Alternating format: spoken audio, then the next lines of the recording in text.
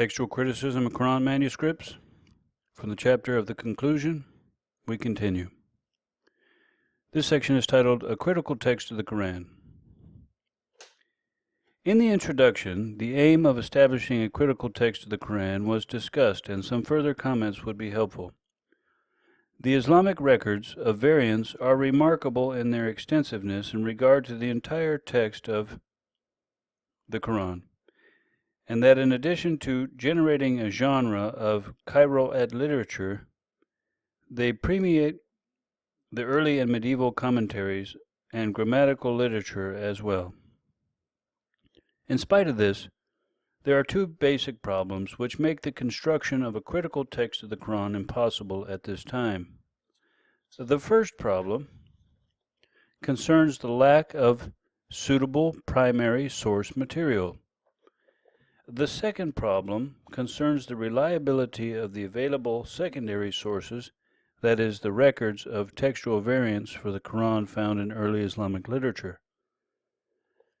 First, the available sources do not provide the necessary information for reconstructing the original text of the Quran from the time of Muhammad.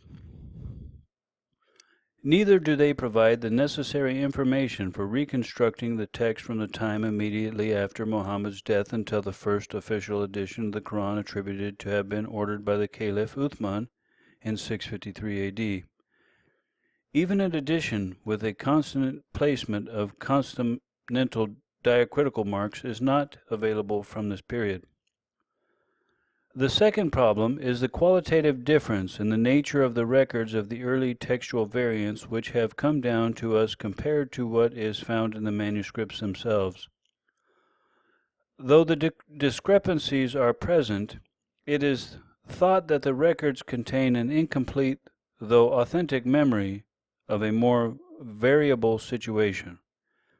The variants in the palimpsest and other manuscripts that are not mentioned in the literature, however, are not radically different from what are found in the literature, merely more of the same kind.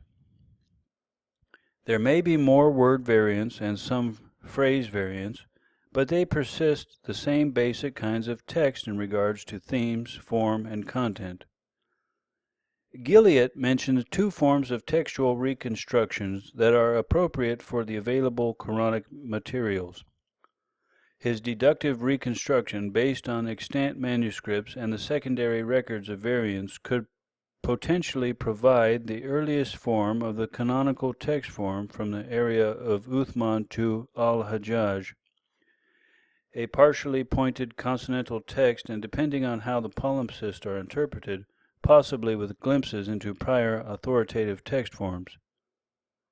The different schemes of how the consonantal text is primarily pointed would need to be indicated, since the same letter are not always pointed to the earliest text. The later schemes of adding colored dots would provide the data for indicating latter interpretative text forms, as would the latter well-defined systems of the 7, 10, and 14. The later texts that have fully or almost fully pointed to vocalized text would provide another layer indicating further interpretative text forms, some of which have taken on an authority that is almost canonical though widespread dissemination and printing. What cannot be reconstructed with precision are any of the companions' collections of a precise vocalization of the accepted consonantal text from before 1000 AD.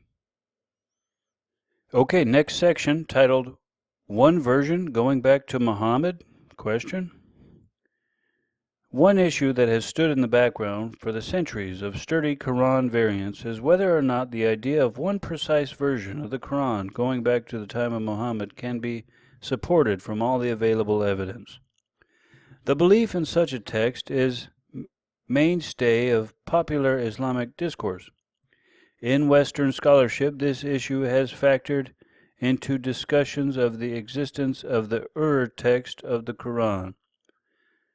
Donner hopefully observes that even though there is an early form of consonantal textus recepticus, there has never been one single identifiable textual specimen or manuscript that has been universally accepted as representing that text. If one relies on Islamic tradition, a pedigree of such a text can be constructed, not the text itself, but it must be done selectively at the expense of material that contradicts the idea. If manuscript evidence is included, the idea becomes even more difficult to maintain because of the amount of editing done after Muhammad's death. That the consonantal form of the canonical text form attributed to Uthman contains authentic material dating back to Muhammad does not seem to be in doubt. What is in doubt is the original form of the material, how this material was originally pronounced, and how its meaning was understood. Since both the orthographic text forms and the authoritative text forms are missing, it is impossible to quantify how much material has been lost through the various efforts to standardize the text. Also, the meaning of any text can be drastically altered in the editing process by the selective inclusion and omission of words, phrases, and portions. How much of the meaning of the text of the Quran was changed by the editing is impossible to quantify one way or the other. The idea of one precise version of the Quran going back to Muhammad cannot be substantiated in this situation. One version of the consonantal text going back to either Uthman or al-Hajjaj is more possible to conceive, but the task of recovering it is complicated by two problems: internal contradictions in the Islamic tradition and the fact that the earliest extant manuscripts have differing diacritical point patterns and no vocalization marks. The content of the manuscript available from the period also do not fully represent the text of the Quran in 114 surahs as it is found today. They are partial and fragmentary, with especially the latter portions of the Quran missing. This is not to say that those parts did not exist or were not used. There are other lines of evidence that can be pursued to support their existence, but the general or precise forms cannot be established from extant manuscripts. Since it cannot be demonstrated that there was one version going back to Muhammad, it also cannot be demonstrated that 7 or 10 recitations went back to him. What can be maintained is that one form of the constant text has been very well preserved from the 7th century, and that oral traditions have developed which reinforce a particular understanding of a set number of recitals of that one consonantal text. These recitals do perhaps survive from an early time in Islamic history, but not to before the fixing of the canonical text form or to the Muhammad himself. Also, there is no available method of testing how early their precise features were practiced, other than the very few consonantal markers that some of these systems contained. Some have sought to argue that all of these very versions were somehow present in contained the flexibility of orthography.